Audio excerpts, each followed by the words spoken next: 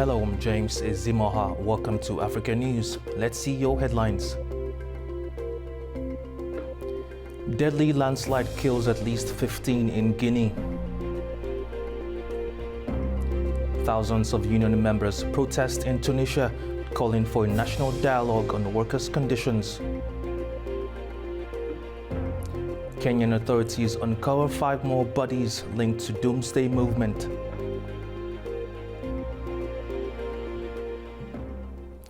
A deadly landslide on the outskirts of Guinea's capital has claimed at least 15 lives. Authorities and locals say heavy rains caused a hill to collapse, burying homes and leaving families devastated. Rescue teams continue searching for survivors.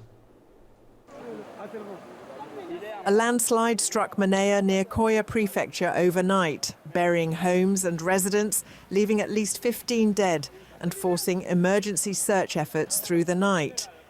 Guinea, like much of West Africa, faces seasonal floods and landslides worsened by poor drainage and rapid urbanization around Conakry. Vulnerable communities are frequently exposed to deadly disasters during the rainy season. Residents describe the tragedy and the personal impact on families in the affected area. My daughter called me at 8 p.m, crying. She told me, "Dad, I heard that Malado's house collapsed and Malado is still inside with her children." So I called my relatives in Futa and everyone here. Some of my nephews came because I am a family man and the youngest son of my parents. They came at night, they stayed all night until morning when I arrived. When I arrived, I asked, and there were only 2 people left. In total, we had 7 people who died, and they were taken to the Koya morgue.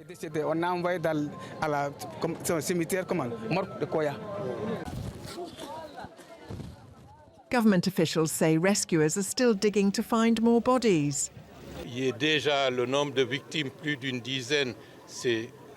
There are already more than a dozen victims, which is too many. If nothing had been done at the Zakope landfill, we would not know how many victims we would have today. Until now, rescuers are still digging to see if there are other bodies trapped underground in the buried houses.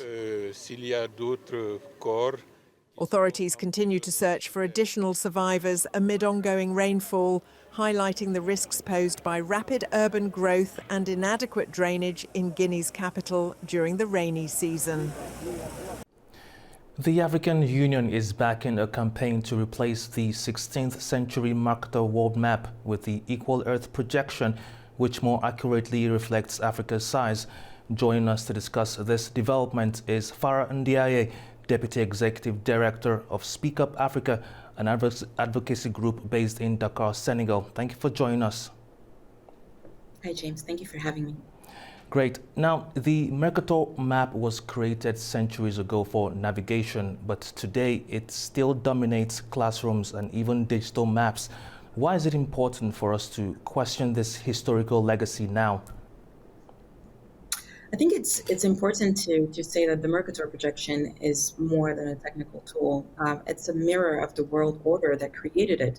Designed in the 16th century, as you said, it was meant to serve European navigation. It literally stretches parts of the world that were expanding in power while compressing lands being colonized. So for centuries, it taught billions of children a worldview where Europe and North America appear larger, central and dominant, while Africa appears smaller and peripheral. The question, I think, is why now? And to me, it's really because symbols must match the reality. Africa is entering a decisive century. By 2050, 1 person in 4 will be African, and the continent is central to questions of climate, energy, trade, and even global security. So to continue teaching and reproducing maps that visually diminish Africa is to deny the truth of the present. And questioning the projection today is not only about geography, but it's also about justice, power, and really preparing minds for the world we actually live in. Now, the current map inflates Europe and North America, as you alluded to, while shrinking Africa. What message does this send to young Africans, and how does it affect global perceptions of Africa's importance? Well, maps are not neutral. They were never meant to be. There are stories, we tell about who matters. When a young African child opens a textbook and sees their continent drawn smaller than Europe, the message is insidious but clear. You're less significant. Over generations, this erodes confidence and feeds narratives of dependence and marginality. For the rest of the world, this distortion validates stereotypes of Africa being a place of need rather than a place of power, a place to be helped rather than a place, than a partner to be respected. It feeds into the collective imagination that decisions are made elsewhere and that Africa is merely an afterthought. But in reality, Africa is vast, rich, and rising. So showing Africa at its true scale is not just cosmetic. It's about telling children all over the world, a different story. Africa is central, indispensable, and shaping the future. Now, what strategies have your organization used to raise awareness about this issue among policymakers, educators, and ordinary citizens? So from the beginning, we knew that this could not just stay an academic or technical discussion. We needed to make it simple, visible, and credible. Simple because you don't need to be a cartographer to see the injustice. If you show a child that Africa is 14 times bigger than Greenland, but looks the same on the Mercator projection, they immediately get it.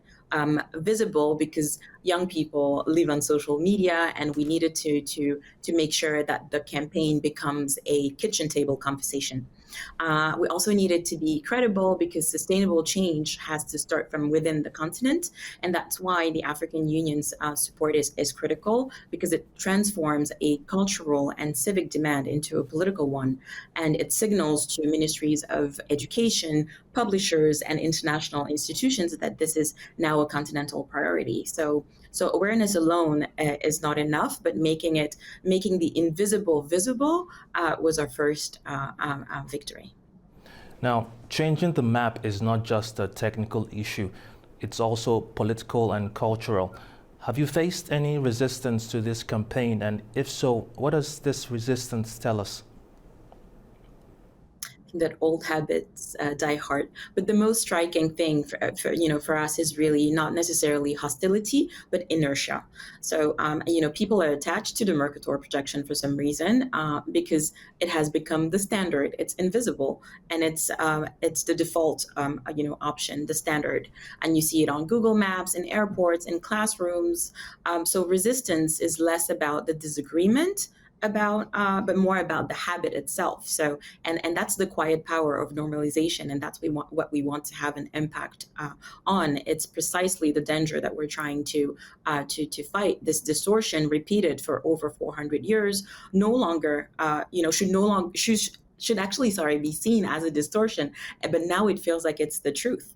And so we need to make sure that changing the map really forces people to ask themselves the right questions. If this was distorted all along, what else in our knowledge system even is still distorted? So the question is quite unsettling, but to us this is exactly what matters.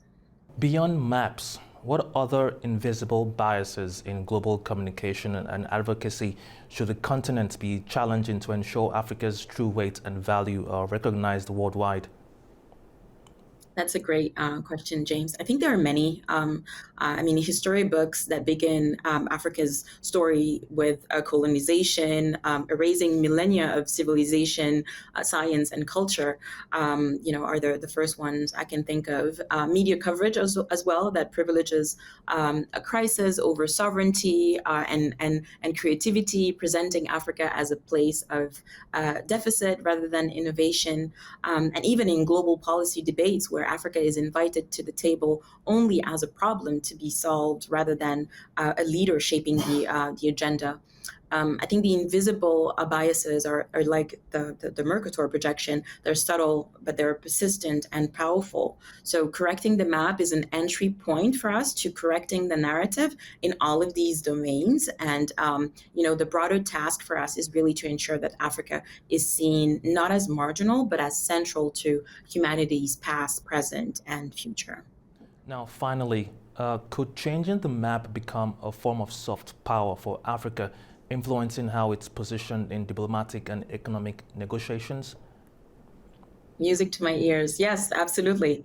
I think soft power is about shaping perception, and perception shapes reality. So for centuries, Africa has been negotiating from a position where even our geography is minimized. So imagine instead of a world where every student, policymaker, journalist grows up seeing Africa as at its true size, a continent that contains the U.S., China, India, Japan, and most of Europe combined, and still have the room to spare.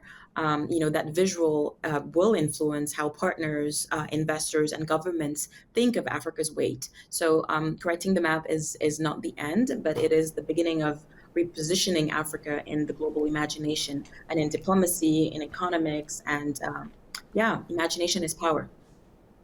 Farah, thank you very much for your time and insight. Thank you, James. Thousands of Tunisians rallied in the capital on Thursday, organized by the country's largest labor union. It comes as tensions mount between the union and President Kais Saied's government. Thousands of members of the General Labour Union gathered outside the union's headquarters in Tunis on Thursday, chanting against repression and poverty while calling for a national dialogue on workers' conditions. The demonstration followed an August 7th rally by supporters of President Kais Saied at the same location, demanding the union's suspension after a transport strike. Union leaders say the August 7th rally marked a dangerous escalation against their movement. This union's headquarters was subjected on August 7th, 2025, to a dangerous barbaric assault during which hostile slogans were raised calling for the dissolution of the union and the imprisonment of trade unionists. This attack was justified by the ruling authority, even accompanied by procrastination that went as far as accusing all trade unionists, without exception, of corruption in a dangerous precedent. Union leaders added that real progress requires dialogue, not confrontation. The ball is in the authorities' court. The ball is in the court of the President of the Republic. If he truly wishes to build and construct as they proclaim, then building and construction cannot be founded on such tensions, such hostilities, such isolation, and such an unprecedented breakdown of dialogue. Tunisia belongs to all Tunisians, and therefore we are partners in this nation. The UGTT, which played a decisive role in Tunisia's 2011 post-revolution transition, has shifted from supporting Saied's 2021 takeover to openly opposing his concentration of power. Observers warn that the rift could intensify Tunisia's political uncertainty and weaken one of the country's last independent institutions. Nigeria has ordered the deportation of 51 foreign nationals, made up of 50 from China and 1 from Tunisia.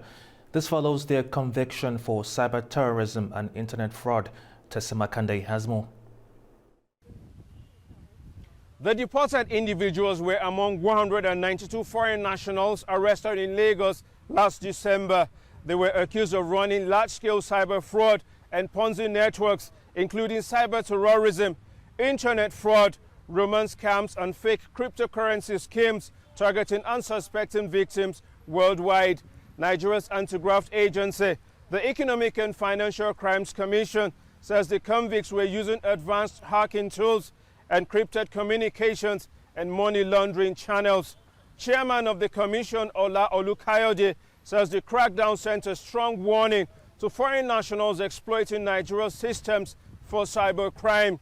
He assured of intensifying investigations to also recover stolen funds from corrupt individuals and ensuring the country's financial system is protected. In June, the EFCC also secured the conviction and sentence of 14 Chinese nationals for internet fraud and cyber terrorism. The commission, which has been working in partnership with the Nigerian Immigration Service, says the latest deportation brings the total of those deported from the country this month alone to 102. Tassim Akendi for AnewZ in Jos. Authorities in Kenya have uncovered 5 more bodies linked to a deadly doomsday movement. raising fears that the impact of a starvation cult may be larger than first thought. The discovery comes in Kilifi County on the country's Indian Ocean coast, where mass graves have previously been found tied to the now closed Good News Church. Michael Balake has more. Investigators say the discovery is being taken very seriously. The bodies were found in shallow graves in forested area where Good News Church once operated, headed by cult leader Paul Mackenzie. Mackenzie and several senior members were arrested after the 2023 mass deaths, and the self-proclaimed pastor and 28 other people are currently awaiting trial for mass murder in the High Court in Mombasa. Mackenzie is alleged to have incited his followers to starve themselves to death in order to meet Jesus. Authorities warn that some of Mackenzie's followers may still be active. The exhumation began on Thursday after police received a tip-off. Other reports suggest the victims may have been starved or suffocated. So at the commencement of this exercise, we had 27 suspected graves. So today we managed to exhume 6. Of the 6 graves, we found 5 bodies. And then also around that area, we found 10 different scattered body parts, scattered in different places on the surface. Officials warn the methods may be evolving, raising concern that a splinter group could be at work. It is unclear whether these 5 were killed recently or were missed in last year's search. Police have not confirmed a timeline. The discovery has shaken a community that hoped all the bodies of the victims had been found, and authorities are now investigating whether other cult cells could be active, putting more people at risk. Michael Baleke for AnewZ in Kampala. Israel has reopened its embassy in Zambia after more than 5 decades. The move comes amid efforts by Israel to expand its diplomatic influence across Africa. Israel reopened its embassy in Zambia on Wednesday, more than 50 years after it closed during the 1973 Arab-Israeli War. The reopening reflects Israel's wider strategy to strengthen ties with African governments, while raising questions about its timing, as Israel discusses resettlement options for Palestinians abroad. Israeli officials say Zambia was deliberately chosen as the first step in this renewed African outreach. Many countries in Africa are lining up for Israel to open an embassy in their capitals these days. We choose to begin in Zambia. We believe in Zambia's potential. We believe that Zambia is a country of values, domestically and in its foreign policy. We believe Zambia is a strategic partner for Israel in the southern part of Africa. Zambian officials say the move underscores a long-standing partnership despite the decades-long absence. The testament of our friendship, notwithstanding the lapse of 52 years, is clear. And, Your Excellency, it is without doubt that the physical presence of Israel in Zambia can only go to strengthen and deepen our ties of friendship, our bonds that go to the very time that Zambia was created as a nation. The reopening marks a renewed phase in Israel-Africa relations. As Israel pursues broader partnerships on the continent, the Lusaka embassy will serve as a test of how far cooperation can deepen. South African skydiver Jean-Jacques Wallace is taking human flights to new heights. From daring descents over Table Mountain to international competitions, he's redefining wingsuit flying and putting South Africa on the extreme sports map. Jean-Jacques Wallace, one of the world's fastest wingsuit flyers, soars over Table Mountain at speeds of up to 230 kilometers per hour, demonstrating precision and daring in a sport few attempt. With over 2 decades of experience, Wallace is preparing for the 11th WWL Grand Prix in China, competing in high-stakes events that test both speed and accuracy. Wallace explains why wingsuit flying is accessible and challenges public perceptions of danger in the sport. And my parents used to fly like little airplanes and microlights, so from early on I got introduced into the aviation industry, and then I saw skydiving from a child, so I kind of like got introduced into that side of the industry. And then as soon as I turned 16, I did my AFF course and then started the journey of learning how to skydive. Skydiving is a very diverse sport. It has a lot of variety.